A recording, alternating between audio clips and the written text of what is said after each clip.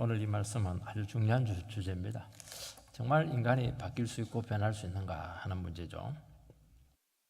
신앙에서 가장 핵심이 뭐냐면 기본이 되는 것이 예수를 인격적으로 만나서 변하여 새 사람 되는 겁니다. 이게 기독교입니다. 인격적으로 만났다고 하는 것은 내가 근본적으로 변화가 됐다는 것을 이야기하는 겁니다. 왜 내가 안 바뀔까? 그거는 돌을 안 닦아서 그런 게 아니고 수양이 부족해서 그런 게 아니고 예수를 인격적으로 살아계신 주님을 못 만나서 그렇게 하는 겁니다. 만나면 바뀌어요. 사람도요. 사랑하는 사람 만나면 바뀝니다. 예수 만나면 완전히 바뀌게 되어 있는 겁니다. 왜 안 바뀝니까? 못 만나서 그렇게 하는 겁니다. 이게 얼마나 중요한지 모릅니다. 내가 바뀔 수 있다. 인간이 변화될 수 있다. 이것처럼 위대한 경험이 없죠. 이것처럼 우리에게 소망이 되는 게 없고 이게 모든 믿음의 기초가 되고 뿌리가 된다고 말씀하고 있습니다. 이걸 알아야 되고 이걸 경험을 해야 된다는 겁니다. 본문에 등장하는 니고데모는 신앙생활을 아주 잘했죠. 정말 존경받고 있고 유대교의 수장이고 랍비고 구약에 대해서 잘 알고 있었고 완전히 정통했습니다. 영적인 갈망도 참 많았습니다. 문제는 주님을 인격적으로 만나지 못했습니다. 그래서 이 사람이 변하여 거듭나지 못한 것이 문제였습니다. 완벽했는데 하나가 안 됐습니다. 주님을 인격적으로 못 만난 겁니다. 주님은 그에게 다시 한 번 더 기초를 이야기합니다. 유대계 수장이라고 그렇게 하면서 존경받고 이렇게 하는데 너 진짜 기본도 모르고 있다. 너 복음의 핵심도 모르고 있다.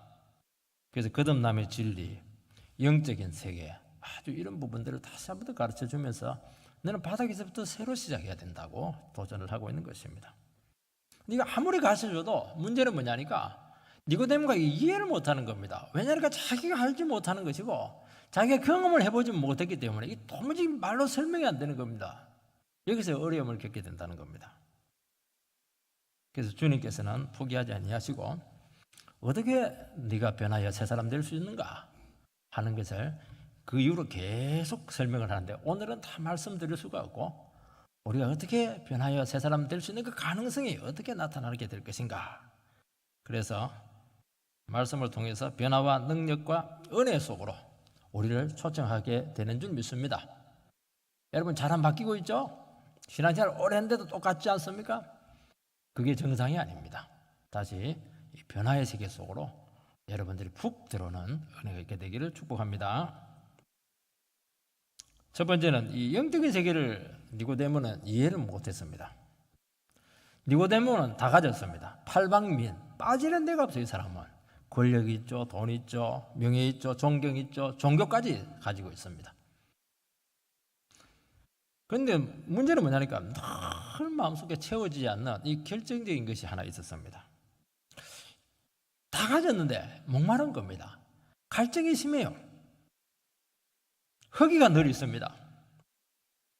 그리고 불안한 겁니다. 다 가졌는데 털만 나면 속에서 막 불만이 자꾸 기어 올라와요. 다 가졌으면 감사하고 만족해야 되는데 안 그래요. 이상하게 허전합니다. 부자인데 이 만족이 안 됩니다. 부자의 특징은 뭐냐? 자꾸 돈이 많아져야 안심이 되는 겁니다. 뺏길지 모르니까.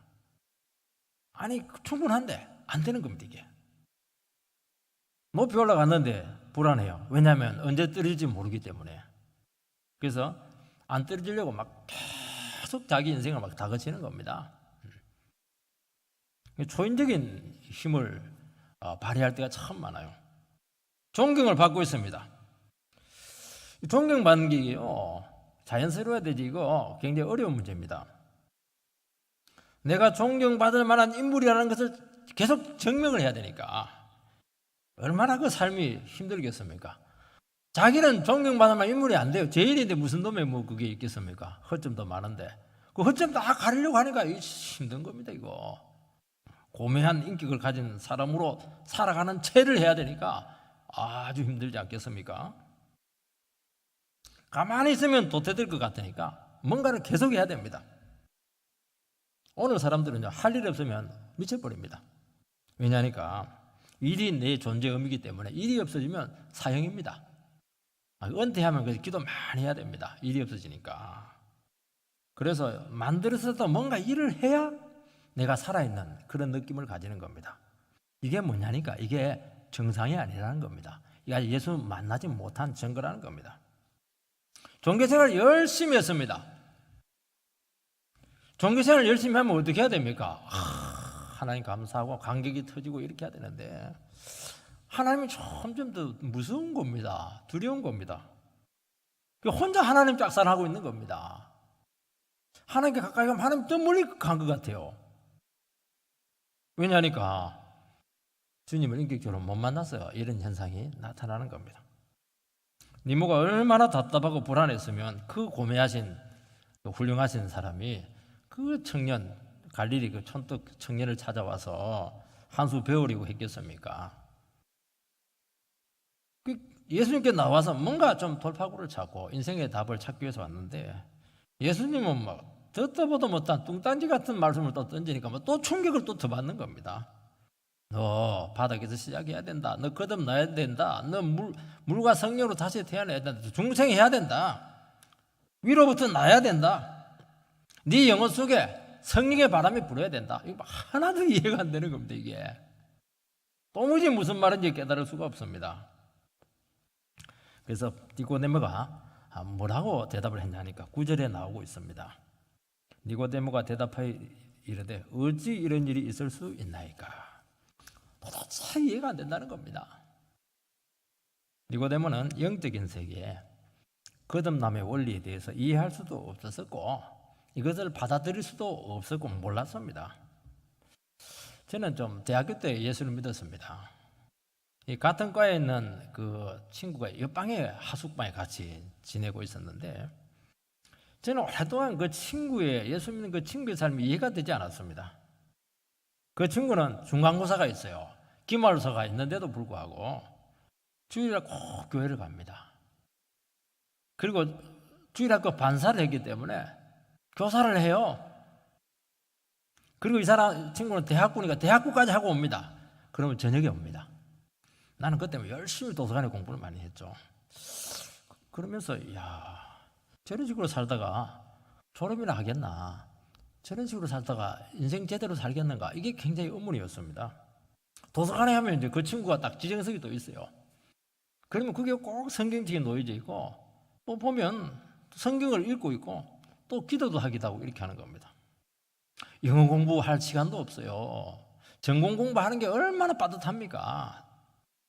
그거 따라하기도 벅찬데도 불구하고 기도하고 성경 읽고 주일 교회 나가고 또 보니까 수요일 날도 없어지는 거예요 이게.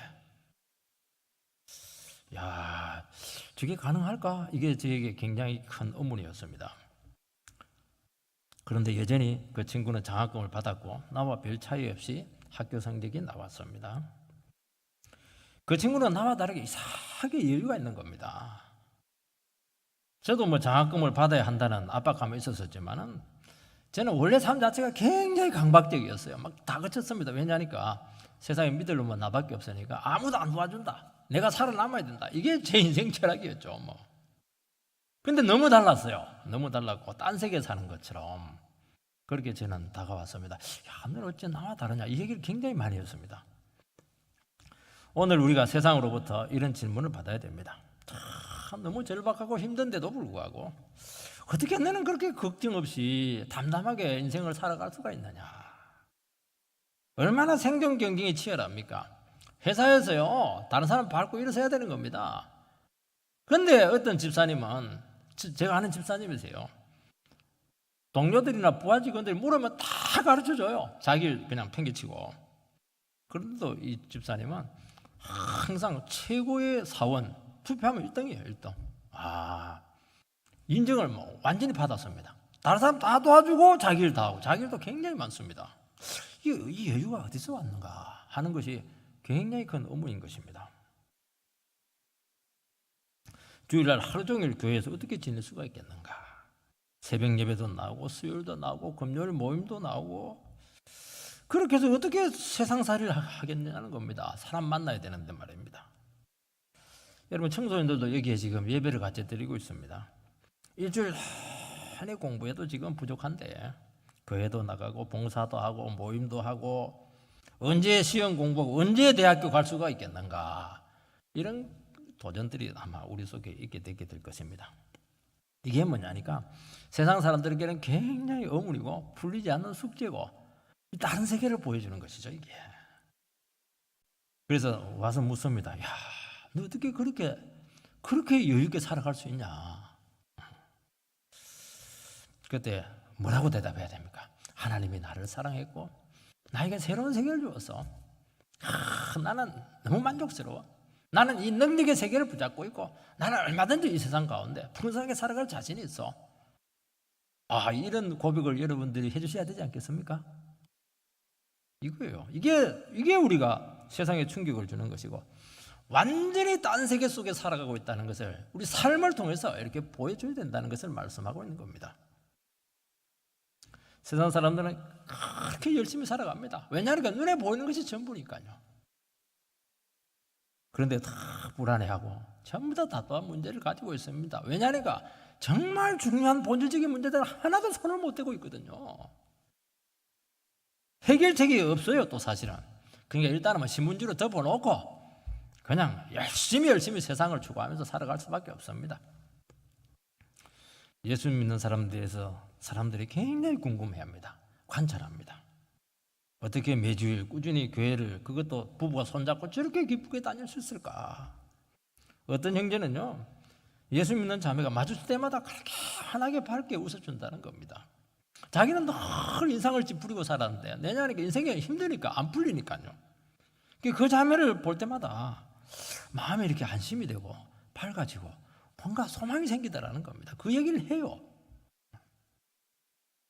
바울과 실라가 빌립보에서 복음을 전하다가 모함을 받아서 지하 감옥에 갇혔는데 막 채찍으로 맞아가지고 살집이 뜯겨 나가고 피가 흐르고 착고에 채져 있었습니다. 온갖 원망불평 다 해야 되는데 바울과 실라는 거기서 찬미하고 찬송했더라, 찬미하고 기도했더라. 그렇게 하니까 빌립보 지하 감옥에 지진이 나가지고 감옥문이 다 열렸습니다. 타러 가면 간수가 사형당하니까 간수는 막 스스로 자결을 하려고 합니다. 바울에다가 죽지 마! 그렇게 하고 제지를 하게 되는데 간수가 와가지고 무릎을 탁 꿇습니다. 어떻게 하면 구원을 얻을 수가 있습니까? 주 예수를 믿어라. 그래야만 너와 내 집이 구원을 받으리라. 아주 위대한 말씀을 선포를 하게 된 것입니다. 이 간수는 바울과 실라를 통해서 정말 이해할 수 없는 또 다른 세계를 보았습니다. 그 캄캄한 지하 감옥에서 무슨 소망이 있습니까? 거기서 무슨 감사가 있고 거기서 무슨 미래가 있습니까? 기도하고 찬송하니까 옥문이 열리게 되더라. 모든 사슬에서 다 벗어나게 되었고 거기서 그냥 영광의 빛이 그들에게 비치게 되었던 것입니다. 또 다른 세계를 본 것이죠. 그리고 제자들이 아무도 탈옥 못해요. 왜냐하니까 주님이 딱 붙잡고 있었거든요. 이 주님이 붙들고 있는 이 세상, 이 보이지 않는 이 엄청난 세계, 이 세계를 지하 감옥에서 그들이 보여주었던 겁니다. 여러분, 이런 것을 우리가 보여줘야 되지 않겠습니까? 여러분, 이 세상은 닫혀 있어요. 닫혀 있다고 하는 것이 뭐냐니까 눈에 보는 게 전부 다른 겁니다. 그래서 세상 사람들은 전부 다 정해진 딱 공식이 있어요. 이렇게 살아가면 이렇게 올라가고 결혼 어떻게 하고 어느 평수에 살고 어느 정도 올라가서 명예퇴직하고 다 공식이 정해져 있습니다. 공식대로 안 되면 미쳐버립니다. 그때부터는 문제가 돼요. 공부한 거가 아무 상관없어요. 여러분, 하나님의 세계는 열린 세계입니다. 길이 없는데 길이 있고 답이 없는데 답이 있습니다. 여기에서 차이가 나는 겁니다, 이게. 왜냐하니까 보지 않는 어마어마한 세계를 우리는 지금 보고 있거든요. 도무지 인간적인 계산으로는 답이 나오지 않는데 그게 아니에요. 아마 어마어마한 세계를 지금 가지고 있는 겁니다, 지금. 이 세계는 하나님께서 열어놓으신 세계인 줄 믿습니다. 여러분, 1 더하기 1은 2입니다. 그건 유치원생도 다 알아요. 대학교 가면 1 더하기 1은 2가 아닐 수가 있어요. 벌써 이 세상을 좀 안 것이죠. 하나님의 세계는요, 셋도 되고 열도 되고 무한대도 되는 거예요, 이게. 여러분, 믿음의 세계라고 하는 것은 이 땅에 하나님의 세계를 끌고 오는 겁니다. 이 답답한 닫힌 세계 가운데 무한히 열린 하나님의 세계를 끌고 오는 겁니다. 여기에 길이 있는 것이고, 여기에 답이 있고, 여기에 풍성함이 있고, 여기에 생명이 있다. 그 말씀을 하고 있는 겁니다. 그래서 아무리 인생이 닫혀있고 답답하고 힘들고 어려울지라도 얼마든지 소망 가질 수 있고 얼마든지 걸어갈 수 있습니다. 그것도 찬송 부르면서 기도하면서 걸어갈 수가 있는 겁니다. 여러분, 기도의 세계가 얼마나 능력이 있습니까? 기도 외에는 이런 이유가 나갈 수가 없다. 인생이 풀 수 없는 모든 문제를 기도로 다 풀린다는 겁니다. 그 말은 사람 쫓아다닐 필요 없어요. 기도하면 끝나는 겁니다. 더 이상 닫힌 세계 속에서 하루하루 그렇게 답답하게 살지 말고 자기 아무리 분석해봐야 그건 답 안 나와요. 옆 사람 아무리 쫓아다녀봐야 그거 들어봐야 그거 아무 소용없어요. 주님께 나와서 말씀 듣고 기도하고 은혜 받고 그냥 죽으라고 주님 바라보면서 걸어가면 다 되게 돼 있다. 이게 그러니까 우리가 예수를 믿고 이렇게 참 명절을 앞두고 있지만은 예배를 드리지 않습니까? 두 번째는 정말 사람이 변할 수 있을까 하는 아주 근본적인 질문을 던지고 있습니다. 10절에서 11절 말씀을 읽어보면 예수께서 그에게 대답하여 이르시되 너는 이스라엘의 선생으로서 이러한 일을 알지 못하느냐? 진실로 진실로 내게 이르노니 우리는 아는 것을 말하고 본 것을 증언하노라. 그러나 너희가 우리의 증언을 받지 아니하노도다. 주님께서는 어떻게 이런 일이 있을 수 있습니까? 하니까 막 쌀쌀맞은 대답을 했습니다. 너는 이스라엘의 선생이라고 하는데도 불구하고 이 정도는 알아야 되는데 왜 이것도 모르느냐 임보절이야 까지는 하지 않아서 그 뒷말은 아마 더 나갔으면 그렇게 말했을 가능성이 많습니다. 니고데모는 사람이 다시 태어날 수 있다 하는 이 거듭남의 원리를 이해하지 못했습니다. 여러분, 신앙생활 하면서 가장 이해하기 어려운 것이 뭐냐니까 사람이 예수를 하나님의 아들로 고백하는 게 정말 기적이죠. 이거는 머리로는 안 풀려요. 안 되게 돼 있어요. 믿어져야 되는 겁니다. 이거는. 그리고 사람이 변할 수 있다. 이거는 경험적으로도 좀 믿기가 힘들어요. 지 성길 어디 가나 이게 세상 사람들이 늘 하는 말이지 않습니까? 저는 오랫동안 어린이 사역을 했습니다. 어린이 사역을 하면서 철없는 애들 개구장이 아닙니까? 이들이 무슨 생각이 있겠는가? 그러면서 과연 어린이들이 은혜 받고 변할 수 있는가? 이게 목회를 하면서 어린 사역을 하면서 가장 근본적인 질문이었습니다. 어린이들에게 성경을 가지고 설교를 했는데 어느 수준 되니까 알아듣기 시작하고 은혜 받고 변하고 신앙 고백을 하는 것을 제가 경험을 했습니다. 이것이요 저의 목회 엄청난 자산이 되었습니다. 어린이들이 은혜 받고 변할 수 있다. 어린이들이 부흥할 수 있다. 그러면 모든 연령층에 가능하다. 이 확신이 있었기 때문에 아마 제가 목회 길을 계속 걸어갔다고도 해도 과언이 아닙니다. 제가 아는 훌륭한 목사님께서는 오랫동안 청년 사역을 했는데 대학생 사역을 했는데 아주 센세이션을 일으켰습니다. 근데 이분의 의문이 뭐냐니까 어른들이 말씀 듣고 변할 수 있는가 하는 것을 못 믿었습니다. 왜냐하니까 교회를 개척하고 어른들이 이제 교회에 이렇게 나오는데 청년들이 좀 많아서 적응이 좀 어렵긴 했어요. 이분들이 이제 교회 와서 하나님의 말씀을 듣고 은혜 받기보다는 자꾸 위로를 받으려고 하고 자기들이 변해야 되는데 자기들이 변하기는 싫고 교회를 자꾸 바꾸려고 하는 거예요. 자기 방식으로. 그래서 그렇게 하지 못하게 하면은 교회에 나가게 되고 나가면 그냥 나갑니까? 몇 사람, 몇 가정 데리고 나가니까 막 개척 교회가 힘든 거예요 이게. 이분께서 목회 성공을 해서 큰 교회 청빙대에 갔는데 제가 그때 또 만나보니까 생각이 많이 바뀌셨어요. 어른도 변하더라. 장로님도 바뀌더라. 그 교회 장로님은 30명이에요. 30명. 중직자의 자녀들이 다 헌신적이고 충성스럽더라. 이런 고백을 저에게 하는 것을 보았습니다. 여러분, 우리가 하나님의 말씀 듣고 변할 수 있다는 것을 믿는다는 것은 영적 세계에서 가장 놀라운 비밀을 간직하는 겁니다. 우리 중에 니고데모처럼 오래 신앙생활을 했지만은 자기 자신이 걸림돌이 되시는 분들이 있을 겁니다. 내가 변할 수 있을까? 참 오랜 신앙생활을 했는데 왜 나는 안 바뀔까? 아마 이런 질문을 가지고 이 자리에 앉아 계신 분이 계실 것입니다. 아내에 따라서 교회에 나오기는 했지만 십자가가 안 믿어져요. 십자가. 내 죄를 위해서 피 흘렸다는 그 주님의 십자가 피가 믿어지지가 않는 겁니다.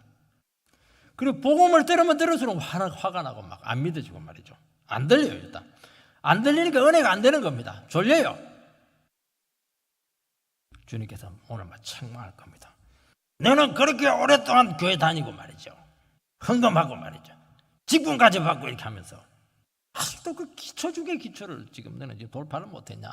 그 기본적인 것에 대한 확신이 없냐? 그 다음 말은 안 하겠습니다.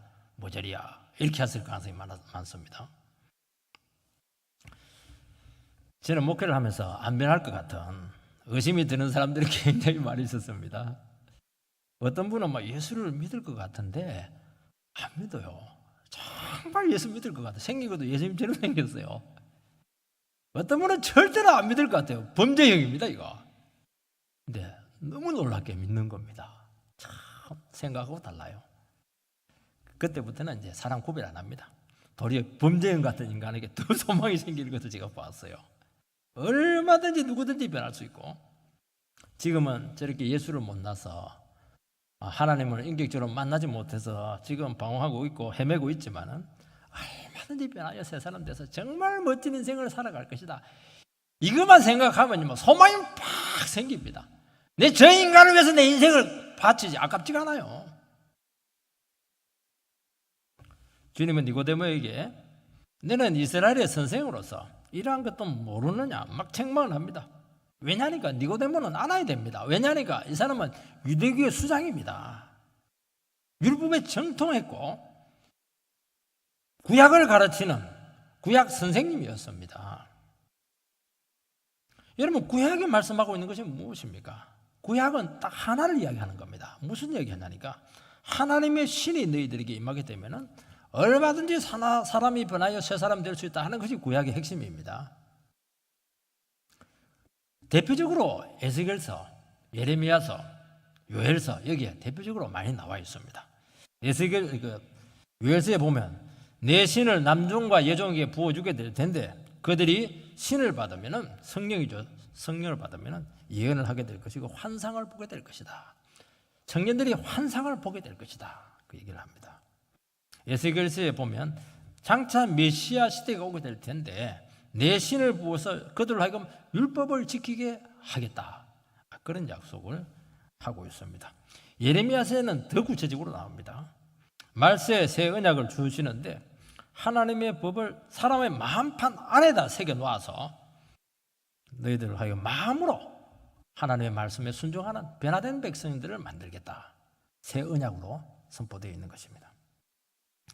여러분, 이스라엘 백성들은 홍해를 건너면서 무슨 생각을 했겠습니까? 홍해를 건너면서 그 200만 명이 그냥 바다 가운데 통과했습니다. 그것을 집단 세례로 모세에게 속아서 집단 세례를 받은 것입니다. 그래서 이스라엘 백성들은 홍해를 건너면서 세례받았어요. 그래서 애국과는 단절이 되고 새로운 세계로 그들은 들어가게 된 것이고 그래서 다시는 애국으로 못 돌아가요. 그게 뭡니까? 변하여 새 사람 되는 겁니다. 여러분, 열왕기하 5장에 보면 나만이 요단강 물속에 7번 몸을 담그고 나왔을 때 나병이 치료가 되었고 하나님의 자녀가 되었습니다. 이 나만의 치료가 참 중요한 게 뭐냐면 이방인도 변하여 새 사람 될 수 있다 하는 아주 대표적인 이런 예표가 되는 것입니다. 이 모든 것들이 보여주는 것이 무엇이냐는 겁니다. 얼마든지 인간은 변하여 새 사람 될 수 있다는 것인데 너는 구약을 가르치면서도 왜 이것을 모르냐? 이제 그 도전을 하고 있는 것입니다. 그러면서 실제로 더 중요한 얘기를 하는데 나는 실제로 사람들이 변하여 새 사람 되고 있는 건 너 지금 눈앞에서 보고 있지 않냐는 겁니다. 그래서 아는 것을 말하고 본 것을 증언한다고 말씀하고 있습니다. 예수를 통해서 사람이 변화되고 있고 지금 사람들이 재용서의 기쁨을 지금 누리고 있고 막 변화되는 증거들이 막 나타나고 있습니다. 여러분, 우리 능평교회 다니시면서 이걸 봐야 되는 겁니다. 사람들이 변하여 새 사람 되는 게 막 나타나고 있는 겁니다. 그래서 천국 주님 만나가지고 저는 예수를 못 믿겠던데요. 주님께서 막 뭐라 할 겁니다. 넌 능평교에서 사람들이 변하여 새 사람 되는 거 보지 못했냐?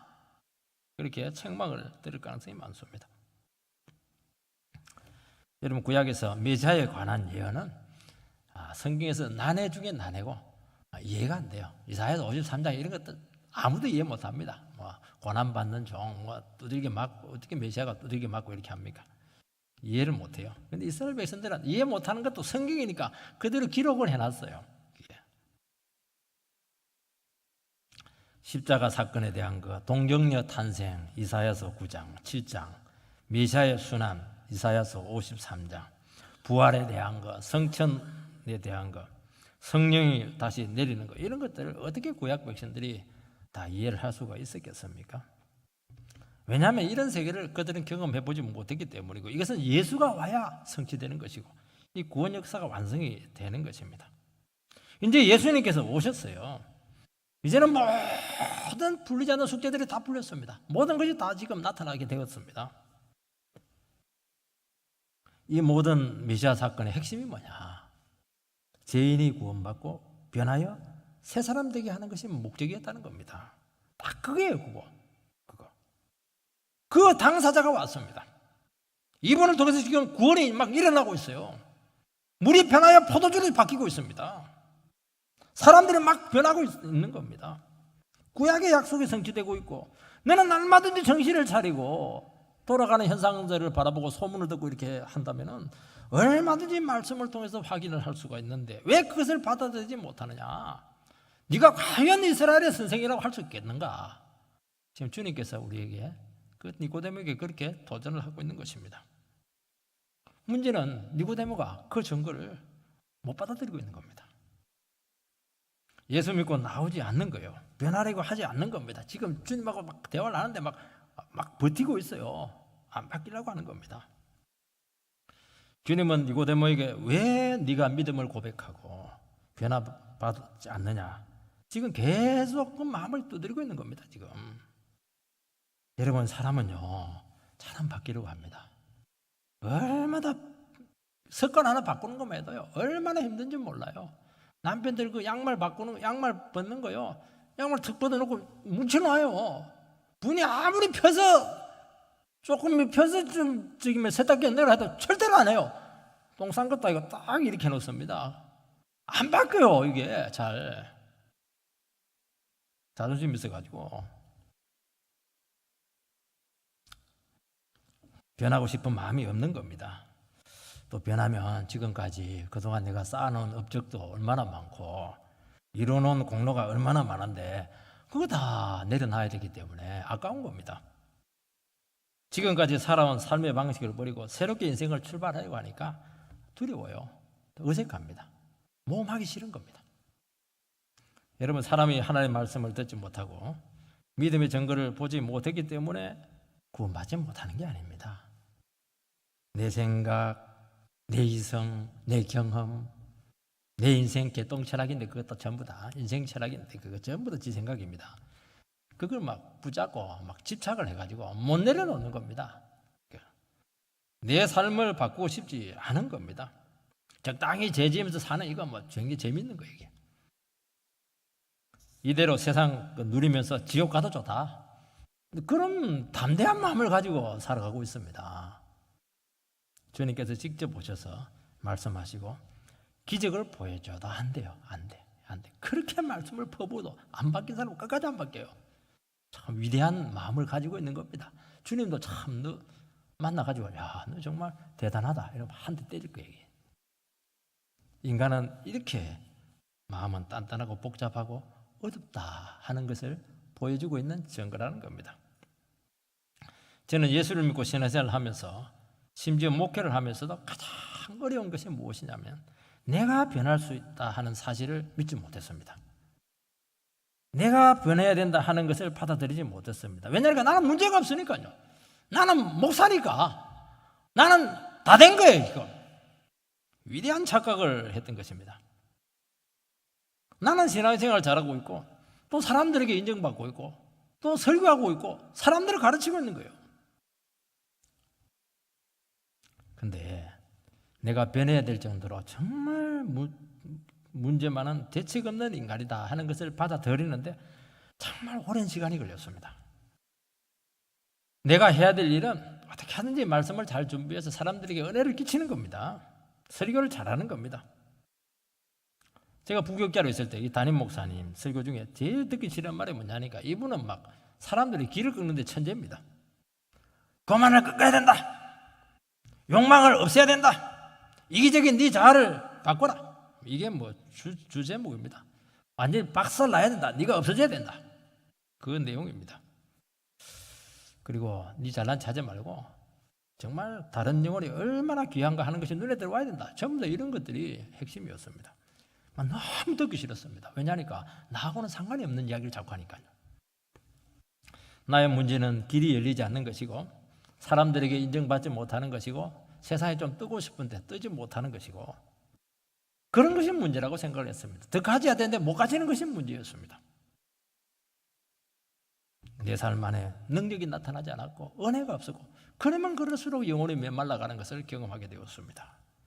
그렇게 말씀이 풍성하고 은혜가 풍성하게 전거되고 있는 그 공동체 안에 있었지만은 내 혼자 답답한 거예요. 내 혼자 이방인처럼 외로웠습니다. 왜냐니까 굶고 있었거든요. 어느 날 주님께서 찾아와서 책망했습니다. 답답한 인간아, 네가 성도를 가르치는 사역자라고 하면서 교회 안에서 나타나고 있는 증거들이 눈에 보이지 않느냐?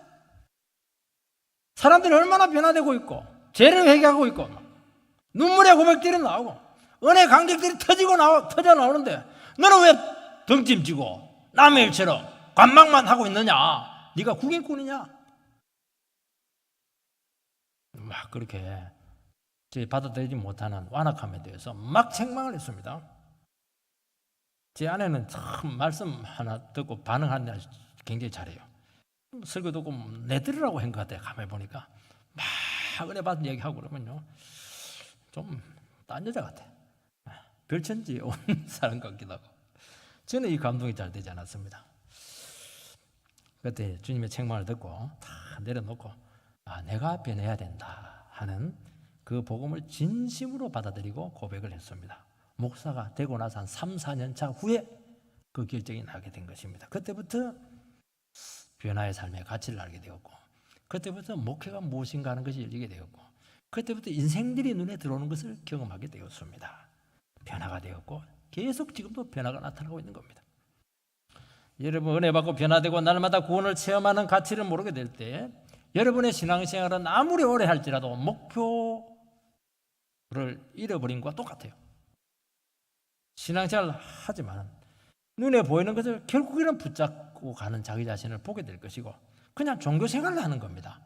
이거 살아있는 믿음 생활을 하는 것이 아니고 그냥 종교생활을 하는 겁니다. 여러분 내가 안 바뀌면은 외부를 바꿔야 돼요. 상황을 바꿔야 되는 겁니다. 내가 안 바뀌면 머리라도 바꿔야 돼요. 머리도 가만히 안 놔둬요. 한 분은 복 갔다가 한 분은 뻗었다가 색칠했다가요. 그렇게 하는 겁니다. 내가 바뀌면요 문제될 거 하나도 없어요. 교회 문제될 거 하나도 없고요. 내 가정 문제될 거 하나도 없고요. 내 부인 문제될 거 하나도 없어요. 가난한 거 문제될 거 없어요. 주님께 또 채울 겁니다. 내가 안 바뀌니까 모든 게 다 문제라는 거예요. 나는 괜찮고 다 문제예요. 내가 바뀌면 문제될 거 하나도 없습니다. 전부 다 감사하고 감격입니다. 늘 하나님 나라에서 이방인이고 구경꾼입니다. 이게 이 말씀의 은혜가 넘치면 넘칠수록 어색하고 외로운 겁니다. 교회 안에서 주인의식을 가지지 못하고 자꾸 남 판단하고 뿌리를 내리지 못하고 나중에 보면 흔적도 없어졌어요. 주님은 우리가 변하기를 요구하십니다. 변화가 없는 신앙은 생명과 능력을 오게 하지 못한다는 겁니다. 원자폭탄이 어떻게 만들어지냐니까 우라늄 239가 235로 떨어지는 그 너무너무 미세한 그 질량의 변화를 통해서 온다는 겁니다. 근데 그 위력은 어마어마해요. 서울을 날려버립니다. 그 정도로 위력이 있는 겁니다. 여러분 신앙의 모든 에너지와 능력과 역사는 어디서 오느냐? 봉사나 열정이 아닙니다. 내가 주의 말씀을 듣고 조금 바뀌는 겁니다. 생각이 조금 바뀌는 거예요. 진리에 대한 깊이에 대한 이해도가 조금 바뀌는 겁니다. 자기 자신의 모습을 사람들은 보지 못하기 때문에 자꾸 남이 변화되기를 원합니다. 실제 문제가 되는 것은 내가 안 바뀌는 겁니다. 1년 전이나 5년 전이나 10년 전이나 바뀐 게 하나도 없습니다. 겸손해진 것도 없고 정직해진 것도 없고 말씀에 대한 깊이도 달라진 게 하나도 없고 옛날 10년 전에 했던 말 똑같이요. 지금 니고데모는 다른 사람과 비교할 수 없을 정도로 존경받고 의로운 사람이었습니다. 완벽했습니다. 주님 앞에 턱 서니까 정말 그 사람 자체가 골통이에요. 골통. 네 골통이다. 네 문제투성이다. 네 아무것도 아니다.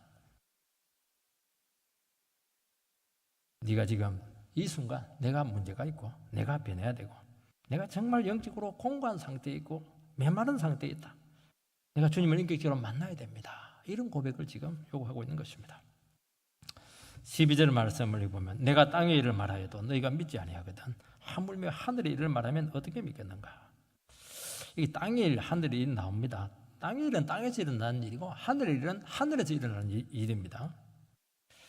땅의 일은 우리가 먹고 사는 거, 계절의 변화들 이런 것들, 명절 때 가는 거 이런 것들이죠. 땅에 일어나는 일도 우리가 다 파악이 안 됩니다. 여기서 근데 본문에서 말하는 땅의 일은 영적인 일인데 하나님 세계에서 이루어지는 일인데 이 지상에서 이루어지는 것입니다. 실제로 일어나는 것이죠. 뭐가 일어납니까? 예수 믿는 거 일어나는 겁니다. 우리가 확인이 돼요. 중생의 체험들, 그거 우리가 다 지금 경험하고 있고 사람들이 변하는 거 다 경험되고 있습니다.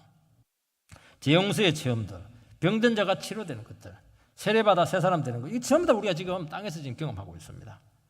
그러면 하늘의 일은 무엇입니까? 이 땅에서 일어나지 않는 거예요. 그것은 하나님의 보좌에서 일어나는 것입니다. 하나님의 의전 내에서 결정한 이 구원 계획들, 인간에 대한 구원 계획들, 하나님의 구원 섭리들, 역사 섭리들, 인류의 운명에 관한 것들, 세상의 종말에 관한 것들, 이것은 전부 다 하나님의 보좌에서 결정이 나는 겁니다. 그리고 그것이 때가 돼서 이 지상에서 이루어지는 것들입니다. 이것은 하늘의 일이고 우리가 몰라요. 지금은 주님께서는 답답해 하시면서 니고데모에게 네가 땅의 일을 말해도 알지 못하는데 하늘의 일을 어떻게 내가 너한테 말할 수 있겠는가? 나는 너를 더 깊은 진리의 세계로 끌고 가고 싶은데 이 땅의 일도 알지 못하고 땅의 일도 인정하지 않는데 어떻게 더 깊은 진리로 너를 데려갈 수 있겠는가? 답답하다. 그 얘기를 하고 있는 것입니다. 여러분, 하나님 나라의 엄청난 세계에 들어갈 수 있는 입구는 땅의 일을 경험하고 이해하고 받아들이는 것입니다. 그게 뭡니까? 내가 변할 수 있다는 겁니다. 내가 변하는 겁니다. 내가 재용서 받아서 하나님 나라 백성이 되는 것입니다. 내가 주님을 닮아가는 것입니다. 이게 땅의 일이지 않습니까? 이거 가능하다는 거예요. 이것이 될 때 하늘에 있는 어마어마한 세계 속으로 너를 내가 인도할 것이다. 하나님의 보좌 앞까지 우리를 끌어올려서 하나님의 그 깊은 경륜을 너에게 다 보여주겠다 하는 것입니다. 바울이 말한 것처럼 비밀의 경륜을 나에게 주었다. 에베소서에서 그런 고백을 하고 있습니다. 여러분, 우리들은 하나님 나라의 깊은 비밀이나 영적인 세계를 알고 싶어 합니다. 더 많은 것을 알고 싶어 합니다. 그러나 그것보다 훨씬 더 중요한 게 뭐냐? 내 안에서 일어나고 있는 그 작은 은혜의 감동들, 작은 변화의 역사들, 이거 훨씬 중요한 겁니다. 이거 해라는 거예요. 그만한 마음이 변하여 겸손한 영혼이 되게 될 때 하나님께서는 하늘의 지혜로 너를 채우겠다. 그렇게 우리에게 약속을 해주고 있는 것입니다. 산속에 계룡산에 들어가 아무리 성경 후배 봐도 안 돼요. 지금 하나님 말씀을 들고 있을 때 이 말씀을 붙잡고 내가 변하는 겁니다. 은혜를 받고 눈물을 흘리는 거예요. 그럼 하나님이 하늘에서 막 지혜를 쏟아주는 겁니다. 여러분, 더 성경의 세계를 알고 싶죠?